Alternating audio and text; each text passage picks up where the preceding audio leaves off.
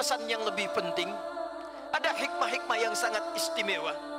Bahkan saking istimewanya diabadikan dalam ayat-ayat Al-Quran, ditegaskan dalam untayan-untayan sunnah-sunnah Rasulullah sallallahu alaihi wasallam. Tiada lain hikmah terbesar itu kembali kepada perjalanan spiritual kakek buyut Nabi Muhammad sallallahu alaihi wasallam, yaitu Nabi Ibrahim alaihi salam dan putranya Nabi Ismail alaihi salam. 30 generasi sebelum kelahiran Nabi sallallahu alaihi wasallam, ribuan bahkan mungkin puluhan ribu tahun, tapi masih diabadikan kisahnya dalam Al-Quran sampai dengan masa yang kini kita alami. Hadirin, Nabi Ibrahim alaihi salam tidak semudah kemudian mendapatkan predikat yang terdekat dengan Allah. Gelarnya langsung disebutkan oleh Allah Khalilullah. Wattakhadallahu Ibrahim khalila.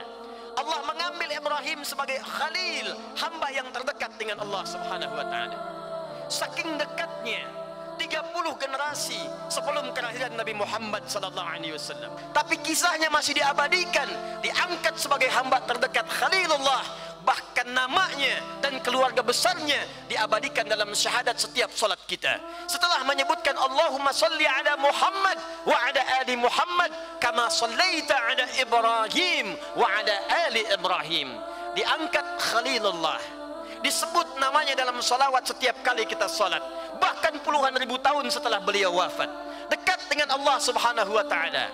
Gelarnya Abul Anbiya. Dari setiap kanan dan kiri sisi istrinya terlahir Nabi. Dari Sarah alaihissalam muncul kemudian Ishak. Dari Ishak muncul Ya'qub. Dari Ya'qub muncul Yusuf. Sampai dengan ke Daud. Sampai Musa sebelumnya. Sampai Sulaiman. Sampai ke Isa alaihissalam. Jalur ke atasnya ada Maryam, ada Imran, menikah dengan Hanna. Kesampingnya Zakaria. Seluruhnya Nabi dan Rasul Abul Anbiya. Pertanyaan terbesarnya, dari seorang hamba biasa, bagaimana bisa disanjung oleh Allah dengan Khalilullah, Abul Anbiya, dibaca namanya dalam salawat setiap pagi sampai dengan malam?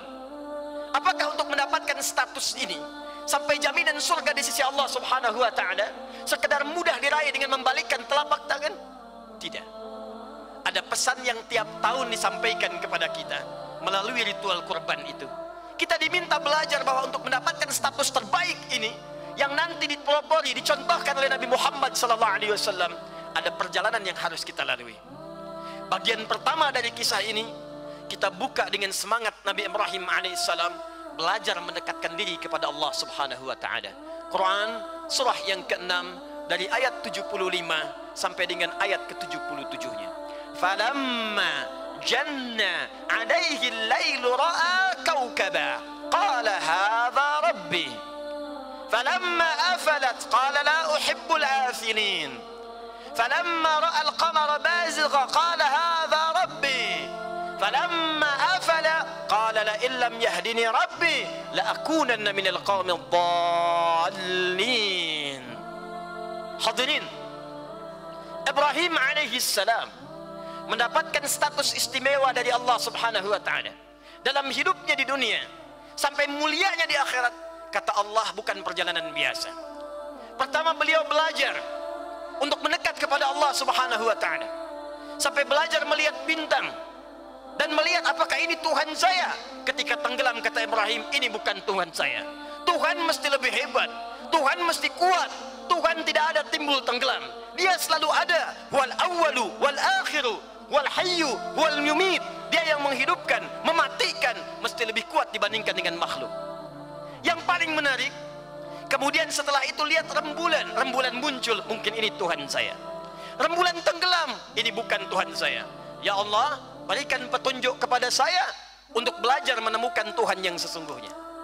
Sampai ketika menemukan Tuhan yang sesungguhnya, Allah Subhanahu wa taala, yakin pada jiwanya, maka beliau berkata, wajjahtu wajhiya lilladzi fatara as-samawati wal ard hanifan muslima wa ma ana minal musyrikin. Inna salati wa nusuki wa mahyaya wa mamati lillahi rabbil alamin la syarika lah wa bidzalika umirtu wa ana awwalul muslimin. Hadirin, puncaknya setelah beliau belajar mendekat kepada Allah, memahami esensi dalam bertauhid, memahami esensi dalam bersyariat, memahami esensi dalam menyembah kepada Allah Subhanahu wa taala. Ketika yakin jiwanya, maka semakin dekat dengan Allah Subhanahu wa taala dan siap menunaikan perintahnya.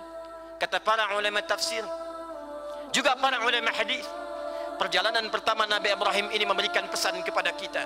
Jika Anda ingin dekat dengan Allah, naik status di sisi Allah, dimuliakan dunianya, dijamin akhiratnya, maka yang pertama mesti kita lakukan adalah jangan sekedar kita beragama tapi diri kita tidak ketat dengan Allah Subhanahu wa taala.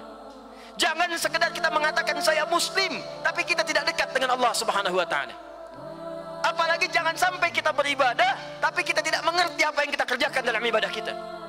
Bayangkan, Abul Anbiya saja, Nabi Ibrahim saja yang dijamin surga, gelarnya tinggi, dekat dengan Allah. Abul Anbiya masih mau belajar, masih mau mendekat kepada Allah, memahami tuntunan agama, dan yang paling dahsyat masih mau ibadah kepada Allah Subhanahu wa taala dengan penuh semangat. Maka siapa Anda? Nabi bukan, Rasul bukan, dan tidak ada keturunan Anda menjadi Nabi, tidak ada kerabat Anda menjadi Rasul, tidak ada kita yang dijamin surga oleh Allah sampai detik ini, tidak ada kita yang mendapatkan gelar seperti Nabi Ibrahim. Maka mengapa ijtihad kita, mengapa ikhtiar kita, mengapa kesungguhan kita tidak harus melebihi Nabi Ibrahim alaihissalam? Majlis taklim sudah membentang, taklim A, taklim B, taklim C. Berapa banyak masjid di Subang? Berapa banyak majlis ilmu di Subang? Berapa banyak orang-orang yang bisa mengajarkan pengetahuan? Pertanyaan terbesarnya, duhai Anda yang mengaku muslim, duhai Anda yang beriman kepada Allah, sampai sejauh mana sekarang semangat kita untuk belajar mendekatkan diri kepada Allah Subhanahu wa taala? Kalau Nabi Ibrahim saja mau belajar, kalau Nabi Ibrahim saja mau mendekat kepada Allah, yang diikuti oleh Nabi Muhammad sallallahu alaihi wasallam. Nabi Muhammad setiap waktu mendekat kepada Allah dengan belajar melalui malaikat Jibril.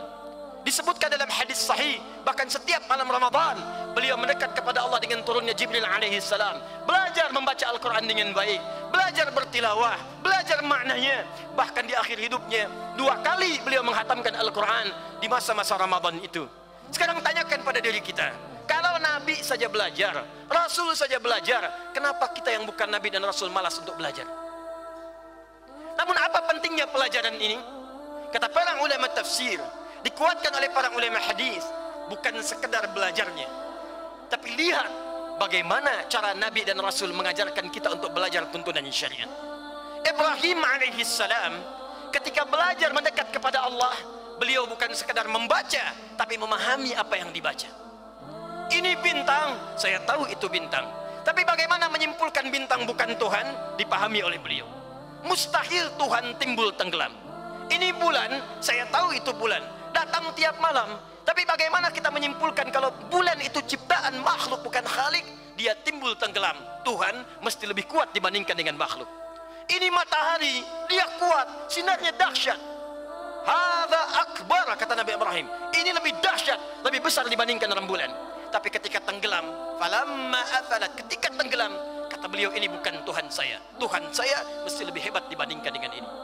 Kata para ulama tafsir, kalimat ini memberikan kesimpulan kepada kita dalam beragama itu, dalam bersyariat itu.